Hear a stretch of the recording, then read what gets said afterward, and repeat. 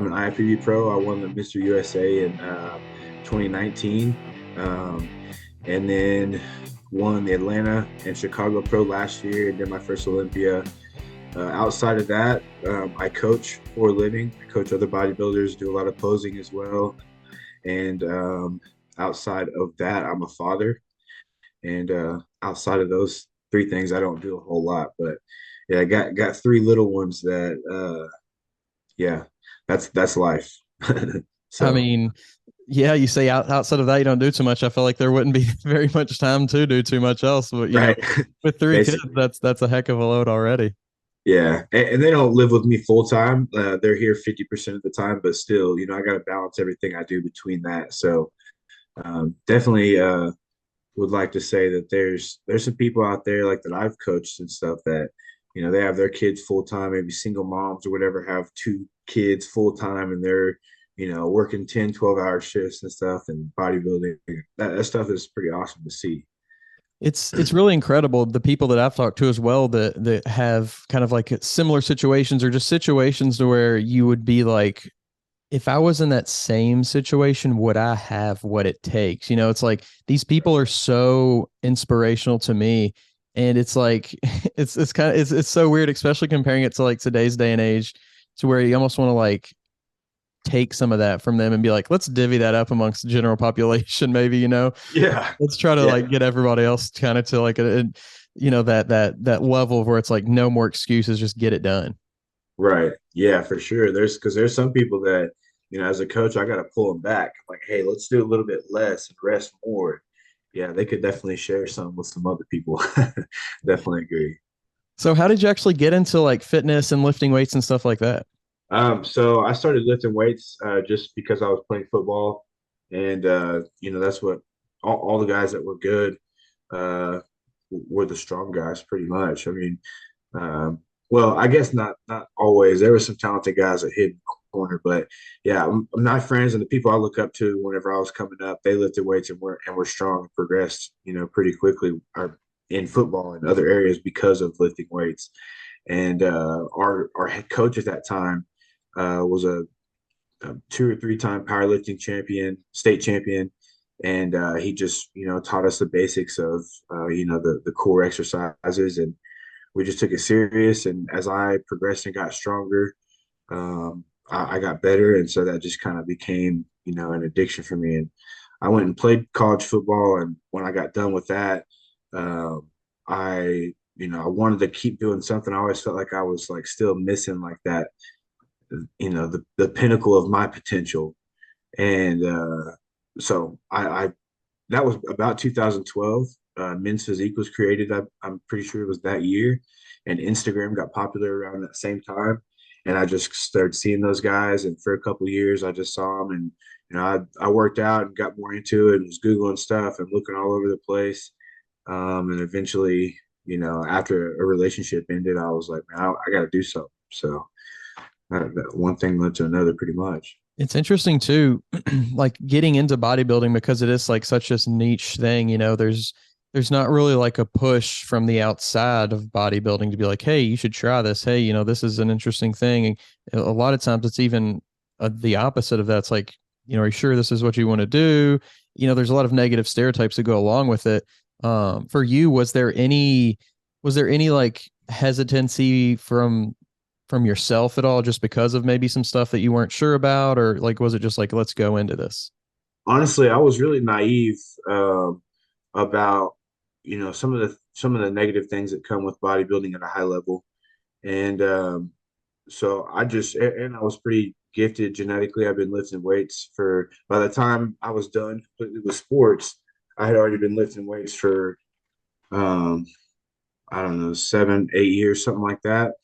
And so I was strong already, and I thought I knew what I was doing enough to go in there and just go hard at it. And yeah, that just led to whenever I would want to figure something else out or bring up a body part, I would just I'll go about it like that. But uh, anyways, to more directly answer the question, like no, not really, because like I said, I was naive to things at first, and I just did my thing, and I just ate, I just lifted, And once I wanted to get really serious, because I was able to win an overall at the local level. And once I started looking into nationals and just wanted to be more serious about things, I had to get more realistic with, like I said, some of those negative things that can come with bodybuilding. And it was just like I just had to be honest with myself and just think about the number of people.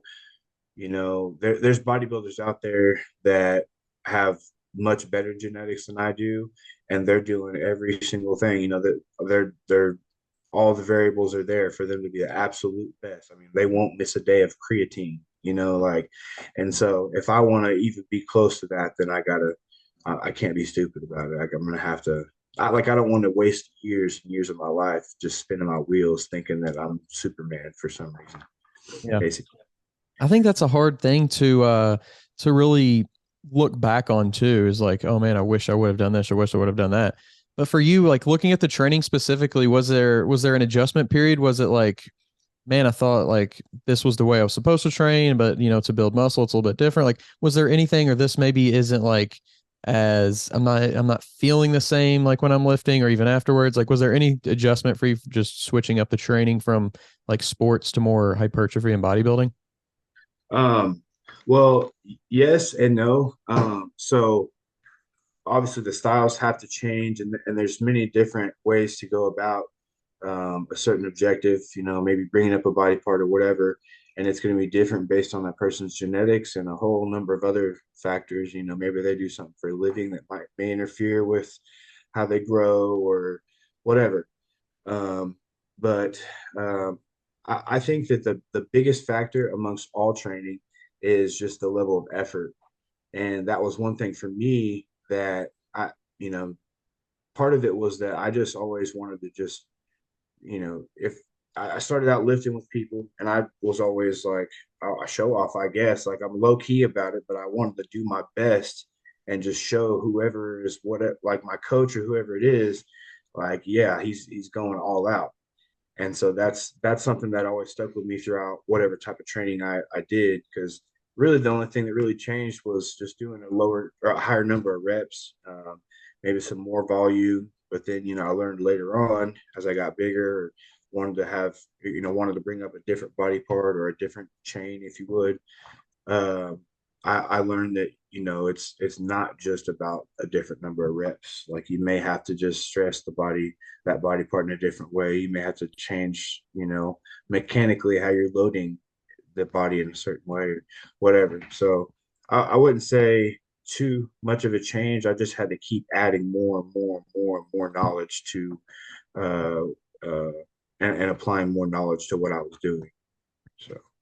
Yeah, I think like for me, especially whenever I get some like new information, I went to school for exercise science. So like anytime I would get like a new piece of information I learned in class, I would like go try to apply it in the gym. It's really fun when you do kind of learn something new, or you hear somebody say, oh, this has been really, good for me, or it's been like, this is something you should try if you're trying to do this.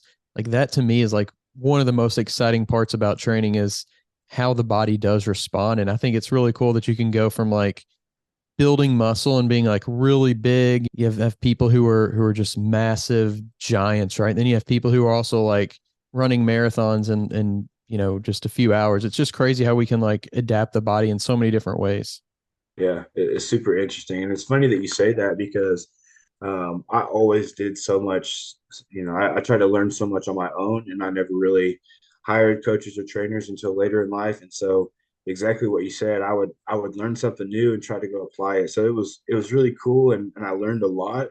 And I don't think it hurt me too much, but I could never stick to a plan because I would make this intricate plan based on something I learned, and then I would learn something else and be like, oh man, like I don't want to leave it out. But I guess yeah, that all kind of accumulated into where I am now. So I feel like I definitely don't know it all now, but I have a set like system how I go about things, and I feel like that's helped to build my physique. And I feel like I mean, like I said, there's many ways to do things, but I feel like it's a solid way if anyone did it. So. I mean, I can completely relate to that. I mean, I'm the worst when it comes to like getting super excited about a new plan that I've just made. and then I'll do it for a while, and then I'll just be like, what if I did this other thing? It's like, or I might go 6, 8 weeks, whatever it is, and be like, maybe I should switch this up because I'm not seeing this or whatever. To me, that was always, I feel like my kryptonite was like my indecision to just stick with something. And a big thing that I learned, actually, I hired a coach for that reason, because I just was like, I can't keep putting this in my hands because I know my brain is just all over the place. Yeah. But something I learned, I think, is like, it's not always about the perfect plan. It's more about the execution of the plan, and like if you're willing to stick with it long enough. Yeah. Yeah. Absolutely. Definitely agree on that. So when you decided that you were going to do a show, for you, was there any like hesitancy, or was there any like, let me kind of second think this a little bit, like any, because coming from a team sport and then you're going up on stage, you're by yourself in a way, and was there any kind of uncertainty or discomfort about that idea? Well, yeah, for sure. From the moment that I first thought about it, I put it off for a couple of years, and I had some excuses that some could say were valid, but they're just excuses. And yeah, I put it off for a couple of years, but like I said, a relationship ended for me, and it was this was one of the first times that like I got really excited about something and it really stuck because working out is you see that progression, you feel it, it changes your life, in a lot of good ways. So it wasn't too much hesitancy once I actually was like, okay, I'm doing this. I talked to one of my friends that all he had done was competed a couple times, and he told me a few things, and I just like I treated it like it was the Bible, and that's what I did. So until I learned the next thing, So Yeah. And so is that what you applied to your prep? Like, is that what you're talking about when it comes to like, he told you a few things, or like, how did you kind of get that information for like, this is how we're going to handle, my first prep? that's a good question. So I started off with what he told me, but that wasn't for a prep right off the bat. Like I just knew that I wanted to start training for that goal in particular, and because before I had trained with, like I said, all types of different goals, and I tried to do some different calisthenic things, and I'm doing like Googling Spartan 300 workouts, and doing all these pull-ups and ab workouts and just whatever, and like I was fit, and I was just young and kind of just you respond to whatever. And but yeah, like I said, I wanted to know like particular things, like how do I body build, like what do they want, what are they looking for, and he did a really good job of that. My buddy Andrew, if he ever watches this, but he did a really good job of that. And just told me like, you got to get your delts capped off. Like they want your delts to be nice. You got to get that V taper. So hit your back a couple times a week, hit your delts 2 or 3 times a week, and just told me the basics of posing, and I just took it from there. And it was great advice because I did delts all the time and it worked. So yeah. And then what about the prep? Like, where did you find that information? Where did you gain that information to be like, because it's definitely such a, from what everybody says, you can go in with a plan, but then your brain just starts like question everything, and you can't really see things from like an objective point of view. So how did you kind of manage that? Right. So a few years, whenever I first decided that I was interested in bodybuilding, wanting to learn about really, hypertrophy, I learned about macros and all that kind of stuff. And I didn't really apply it, but I had learned, like I knew what it was and it made sense. Well, then once I decided I want to compete, I was broke pretty much. And so I didn't even consider hiring a real coach because like I didn't really know that was much of a thing. And like I said, I was broke as well, so like I didn't just go shopping. I was like I didn't know it was a thing, and so I wasn't trying to make it a thing. And so I found Avatar Nutrition, and it was like I don't know, like $10 a month. And like I said, I knew how basically whenever I got into it this last time, I started doing some just like totally random macros. Like I just threw some macros on the wall and just said, okay, I'm doing those. Then I got Avatar Nutrition, and it narrowed it down for me a little bit better.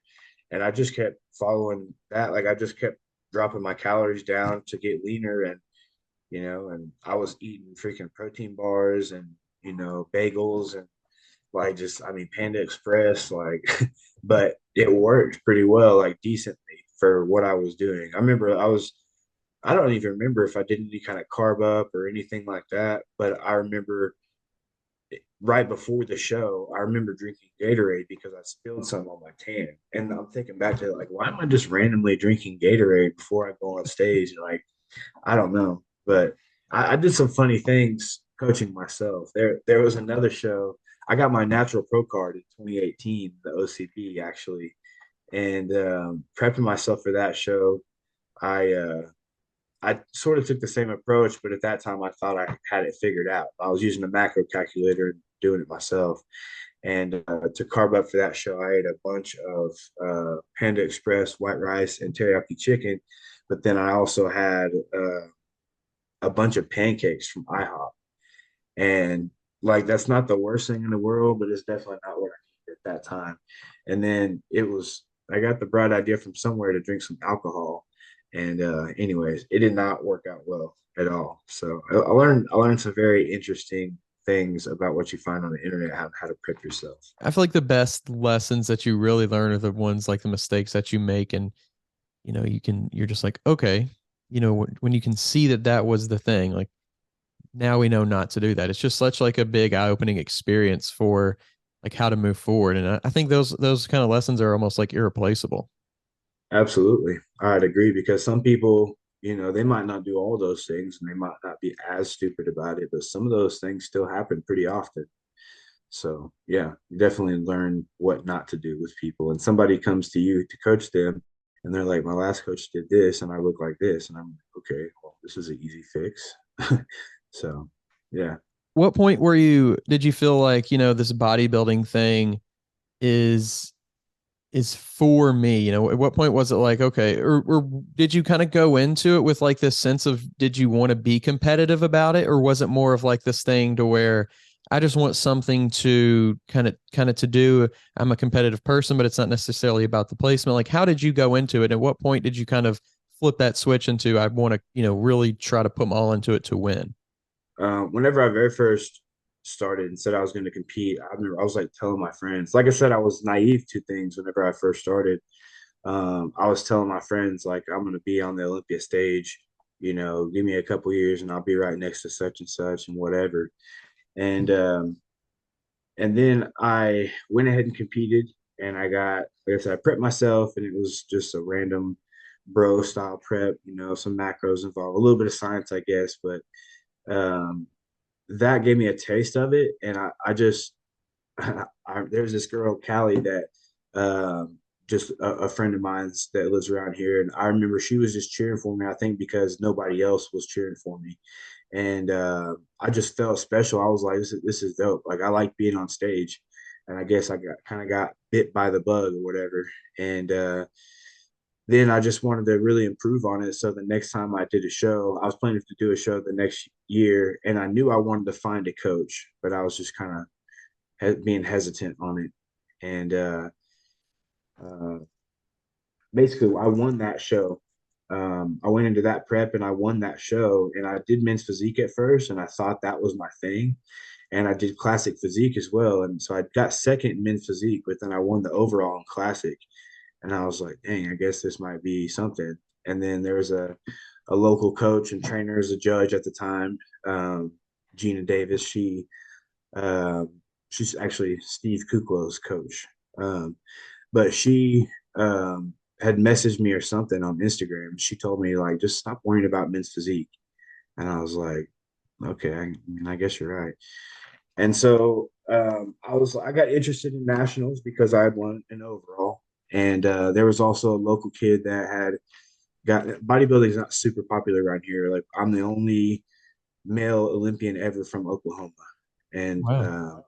yeah, there's some IFBB pros and there's some really good athletes, but just not, a large number like some bigger areas.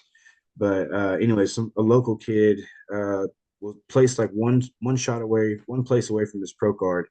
And I was like, wow. I was like, dang, I was like, I feel like I can do that. So I got interested in nationals, and I wasn't with the same coach anymore because at this point I knew I was gonna, make some decisions to go to the next level, and he didn't know how to necessarily work with athletes at that level. And so I hired a different coach, and I went and did nationals in Miami, and I got seventh. I was in the first call out, and I got seventh place. And to me, that showed me, I was like, damn, okay, I could stand out because I knew that I was still fresh into it. And so I was like, dang, like I think I could really be competitive in this. And so there was a little gap after that where, I wasn't making a lot of money. I didn't have, I didn't finish college, anything like that. So I was just selling cars, not making a lot of money. And I went to the oil field for a little bit and I did start making a little bit more money, but I just like, I couldn't work out. I couldn't keep up with that stuff. And also, I had one kid. I had my son at that time, and I wasn't getting to see him very much. And I made the decision at that time. I was like, I can't do this. So I quit the oil field. I went back to selling cars and making less money. But I was back to bodybuilding full speed, and that was 2020, I think. And then no, that was 2019, and like I just because of those things, I just felt like I had to take it serious. Like I can't mess around. Like I have to do this. And I had a coach, the coach that I had for the nationals show, he really put it in my ear that I could like make it to the Olympia, like that I have a lot of potential. And I was like, okay, awesome. And so going into that next year, I was like, I'm doing USA's, like I'm gonna win Mr. USA. And I just I just took it serious mentally and just worked hard that whole year. And I was still selling cars. And then once I won that one, obviously, winning Mr. USA, it's like a big deal. And so I was like, damn, I can really do this. Really, really, each and every level, I'm like, dude, I can really do this. And skip forward into the Battle of Texas, and I get top three in my pro debut. And I'm like, oh, I'm sorry. Actually, right before that, a couple months before that, I wasn't going to compete, and I was still selling cars. And then I finally decided, it's like, I'm gonna quit. I'm gonna try to increase the amount of online clients I have. I'm going to focus on bodybuilding, and I did. And then right after that, I got top three in my pro debut, and I just knew, like, okay, I made the right decision. So it was on from there, pretty much. I think it's insane how like we don't like you never would have probably guessed, when you first had this idea of maybe I want to do bodybuilding, where it would lead you, like now you're coaching and you're doing, bodybuilding at a pro level. And it's like, to me, it's all about like, how can we invest ourselves? How can we put effort into ourselves? How can we dedicate our time and our money and our effort, our energy into ourselves, and like what that will bring us? I think it's, um, so much of our lives we have to give to other people, whether that is a job or whatever it is, some things that we don't necessarily want to do, but that time that we do have, whether it's an hour a day or you know studying at night, to go to school or whatever that situation is, I just think we have to see the value in that. We have to, because we can't know, we can't possibly know what that studying an hour a night or working out an hour a night or whatever it is going to bring and where it's going to take us. But we just have to understand that there is value in that, from a long-term perspective. Absolutely. I will say though, to kind of enhance all that effort, or maybe to make it easier to put forth all that effort, is, if everybody has some sort of an imagination, and if you're feeling in some way, your imagination is creating the idea that you're not whatever you want to be, otherwise you'd be happy. You wouldn't even be thinking about this stuff. And so use that imagination to create where you want to be, and what you want to do, and have faith in the idea that whatever it is that you do, is going to lead you towards that end goal, and if it's not, if you don't have faith that that's what your everyday actions are leading you closer to that, then you need to either get realistic about, what you actually want out of your goal, or change some things in your life. That's a hard thing for me to tell, like some of my clients and stuff, is like they're working this job and they're working all the time, blah blah, blah. Like like you don't have to do a show, you don't have to compete, you know what I mean? Like, and that's a hard thing to swallow, like, or you can quit the job, like I'm not advising that, but I'm just saying, like, if you got to really prioritize. So yeah, I think it's just that type of visualization and stuff really has created where I'm at because I didn't necessarily know things were going to happen like they did, but I always had a kind of a dream of being where I'm at, and still where I'm going to go. So, Yeah. And I think another big thing too is like who you're like the people in your life, the even the people that you may not like be around all the time. It's really interesting to hear you talk about like it was your friend's kind of advice or your friend's information that helped you along, and then it was your other friend who was like cheering for you, and maybe not too many other people were.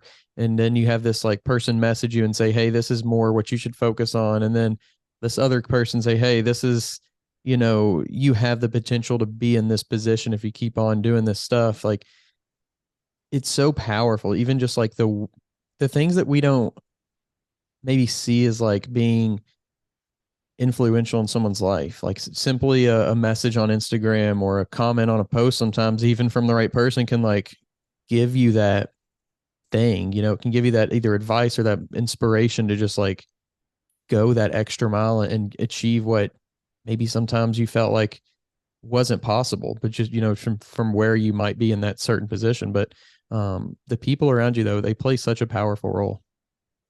that's exactly right. And I try to be that way. And some people, especially people that don't know me personally, might look at me, as just one of these Instagram guys with like almost like a, Instagram celebrity amongst bodybuilders. And I see myself as far from that, but there's some people that, like think it's really cool, like just to see me.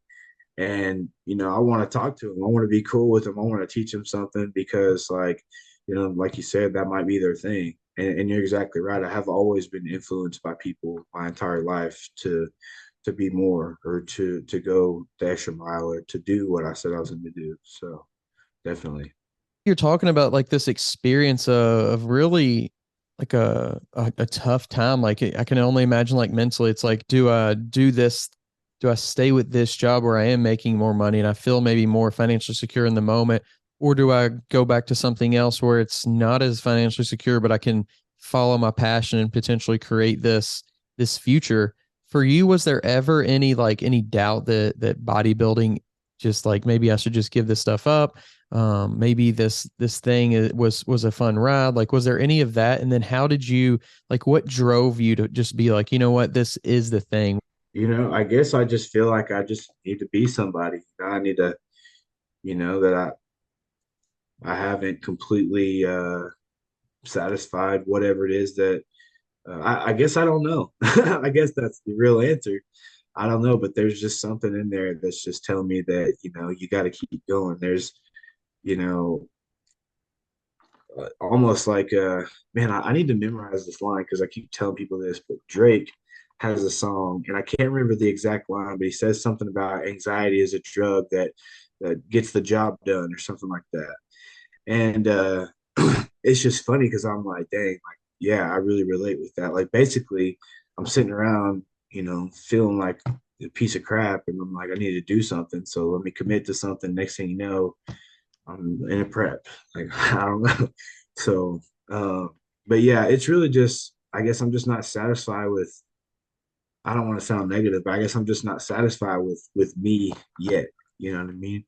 But I will say that that energy has kind of shifted. After this last year, not that I accomplished everything there is to accomplish, but I really set forth the goal to win IFBB Pro Show, go to the Olympia, and I did that. And I feel like, if that was all I ever did, that's still good enough for my kids think that's cool. That's something for them to talk about, whatever.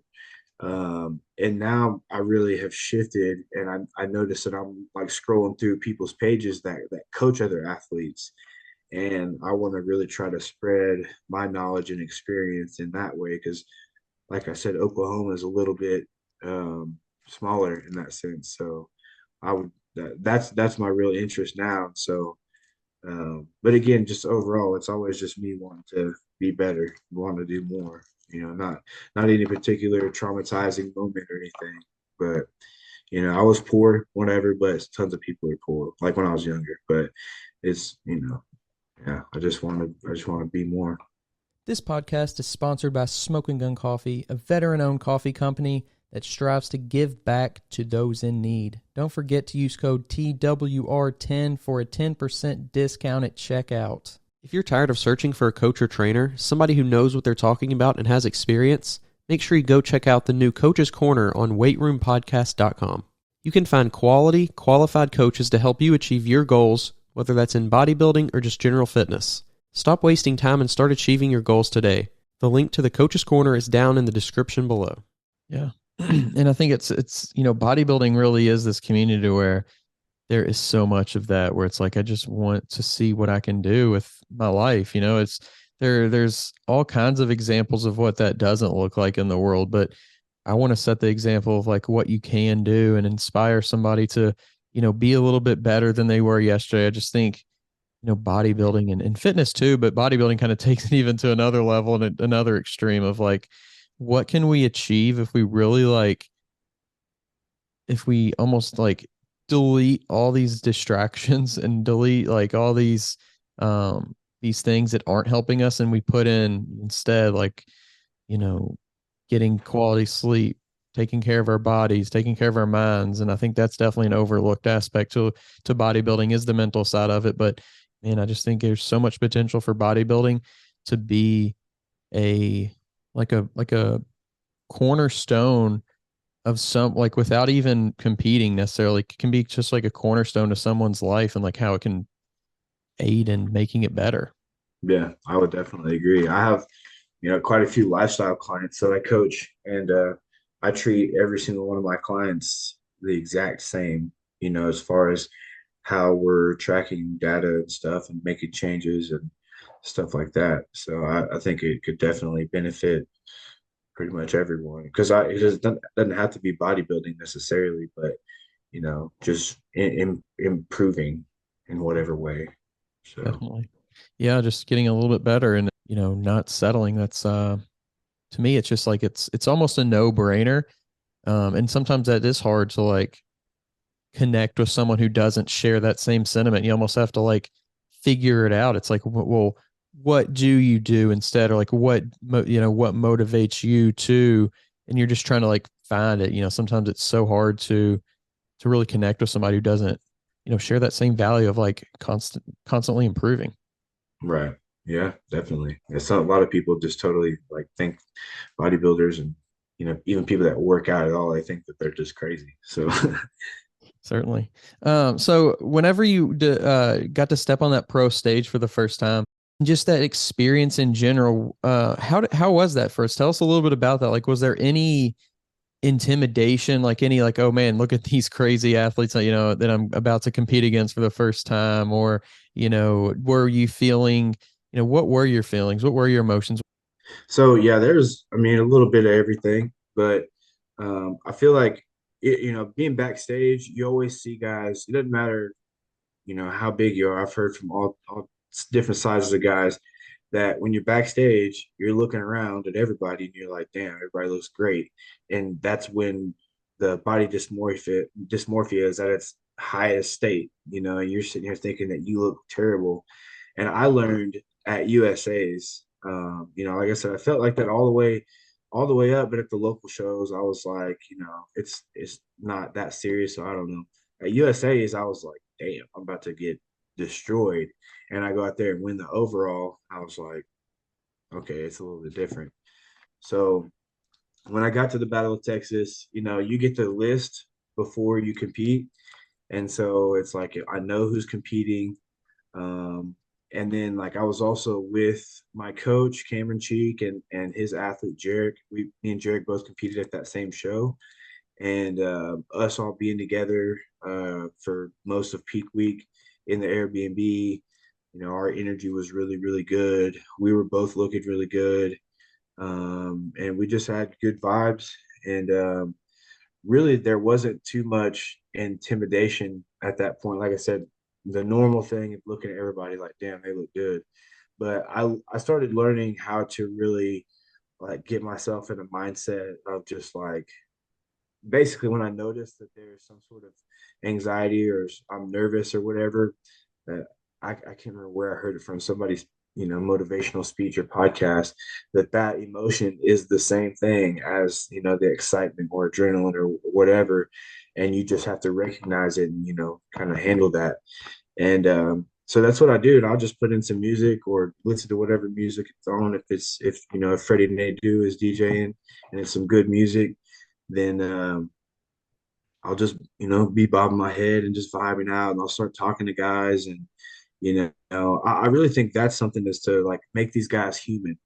If there's, I'll ask a guy a question while we're in the line, like, dude, like, got a thick chest. I'm like, bro, what do you do? Like, why is your chest so thick?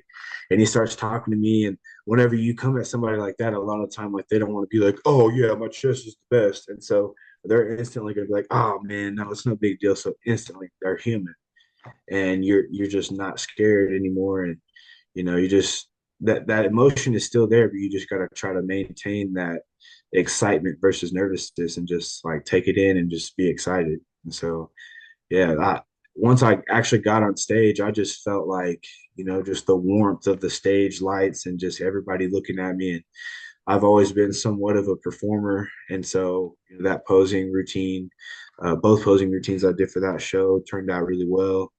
And yeah, I mean, it felt great. I really didn't feel too bad in any way. The normal amount of a little bit of nervous. That's it.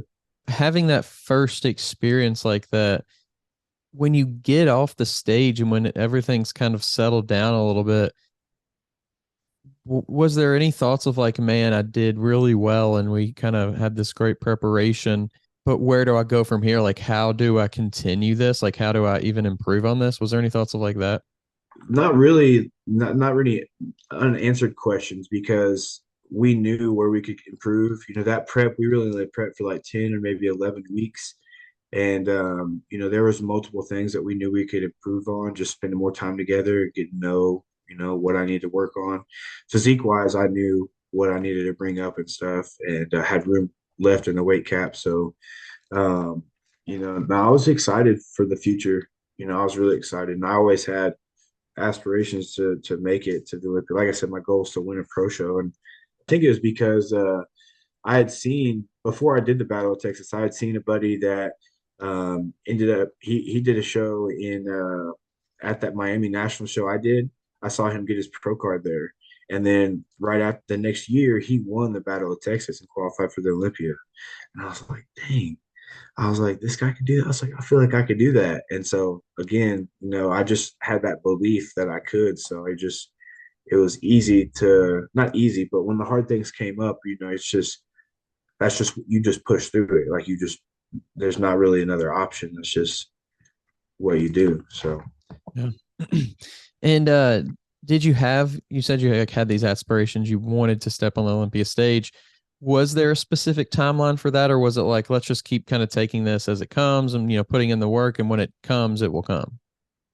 well, I knew I didn't want to bodybuild forever, but I didn't have a specific timeline. I just am like, like, if I competed multiple times and didn't qualify, I would take that as a sign, because my body's kind of beat up. I got some injuries, and I know some of these young kids are fresh, and you got the Keon Pearsons of the world, like people like that, and they're sprouting up left and right.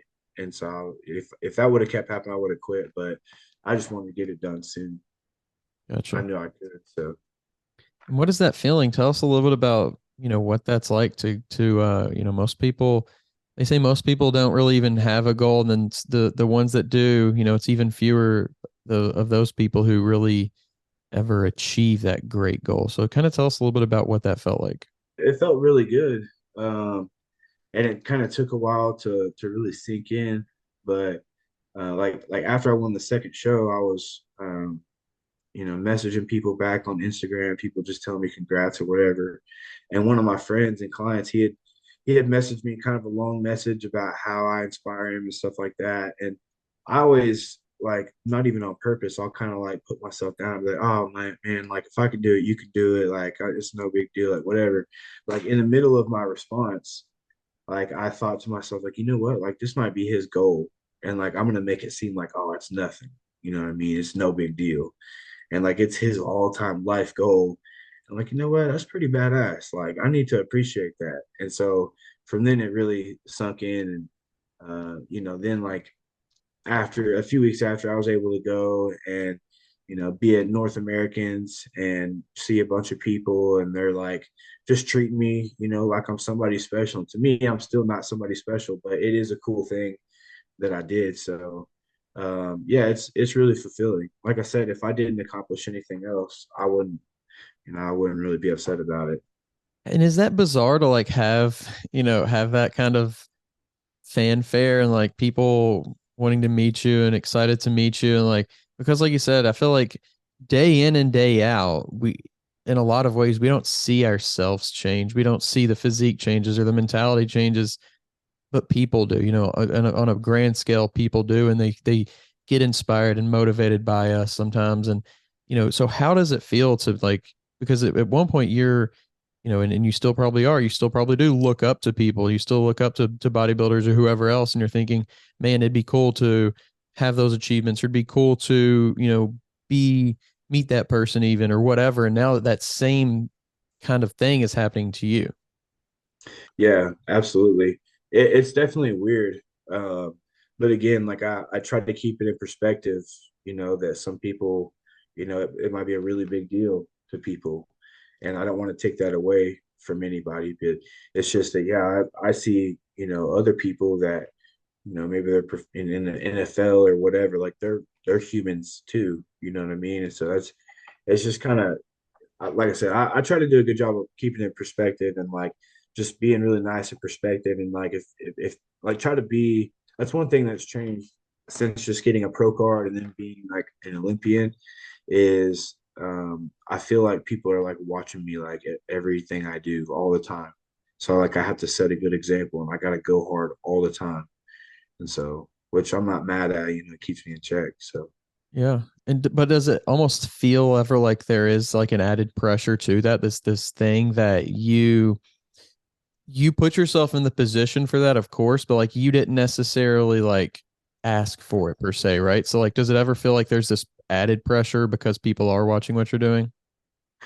yeah, a little bit like just like I gotta maybe watch what I say sometimes, or like I said, I feel like people are kind of watching me all the time. So I gotta, maybe I dress a little better or just small things. But like in general, I feel like I operate best under pressure. Um, and like I've always, ever since I was young, wasn't the best at homework, but I did good on my tests. And like I said, I always wanted to impress people. The coach was there. I'd want to push out that last rep, or out sprint the next guy or whatever. So I've always operated best under pressure, and so it's not too bad. Like I really appreciate it. I really enjoy it. Um, but there is sometimes definitely where like maybe on social media or just whatever, like where I might want to say something or even have something typed out, and like no, I better not. So Yeah. Is it hard to almost like remain true to those thoughts when you can't always like express them though? for me, I don't feel like it's too hard because I don't feel like I've changed too much for myself or what I wanted to become, anyways. And so I don't feel like it's too hard, no. And a lot of the things that maybe I feel like I want to express more, in reality, I probably should just do less of sometimes. So because there's some things that I want to share and I want to be honest with people about or whatever it is, but there's just some things that are better left for you. You know what I mean? And sometimes less is more, when it comes to opinions and stuff like that. Right. Yeah. So, what do the next couple of years look like for you? Do you have like a specific layout? Do you have a plan, or is it just kind of like let's see kind of where things go, and then we'll kind of reconvene after a while? Yeah, so definitely not a specific plan laid out outside of, what is specific is that I will not compete in 2023. Just because I want to commit to giving myself that time to just live life and be a dad and coach. Um, and boyfriend, soon one day fiance, and one day husband. So and I know bodybuilding takes away from all those things. And so Uh, 2023, definitely not doing anything. And, my mind changes like every day, honestly. I'm like, I'm walking around at 235 with abs very easily right now. So, like, maybe I try and do a real off season to get huge. But I got some injuries, and I don't think my quads will develop the way I would want them to if I was going to step on stage. The only other option I have besides classic is bodybuilding. Really, I could do 212, but I got 5 pounds more from my cap, so that's not really much. So I don't think I could get big enough for bodybuilding to be competitive. But I thought about getting big and just enjoying life like that. But I also don't know how much of enjoying I would do. I feel like if I was smaller and fit, um, maybe lose 20 pounds and walk around like that, or more 20, 25 pounds, walk around like that, then I'll probably enjoy life quite a bit better. So I feel like, and that aligns with my interest in competing in men's physique because I did the one show and I know that I can do much better than I did at that show just because the physique I brought, I know I can do better. And so that's a possibility as well. I'm really interested in prioritizing my health from here on out. Um, and so I don't know, if I want to compete at a high level, but if I do, it will probably be in men's physique, to be honest. Gotcha. And I've considered if the legs stick around while I'm not training them very much, and if I can get qualified for the Olympia in men's physique, then I would just hop into a classic show while I'm shredded and just see what happens. Gotcha. 'Cause I think that'd be fun. Yeah. Because I will miss the posing. I will miss the posing for sure. But I do a lot of posing coaching, so I'll get to keep doing it. But that's definitely something that I really always look forward to. Yeah. A lot of new, it sounds like a lot of new kind of challenges and just kind of keeping some doors open and seeing where life takes you. I think that's a world of possibilities there. Yeah, definitely, definitely leave the doors open. All right, man. Well, it was really good getting to chat with you tonight. I appreciate you coming on the podcast and kind of sharing a little bit about yourself. And glad I could. I'm glad that you let me on, man. Anytime we want to do it, let me know. If you want to share your social medias or anything like that, you can go ahead and do that. All right. So I've got a few, but I'll share my main. And then if you're really interested in me, you can find the others through that one. But underscore JT Physique is my main Instagram account. And that's where I'm at most of the time. My Facebook's not very interesting. And I have a Twitter, but just to follow NFL. So that's JT Physique.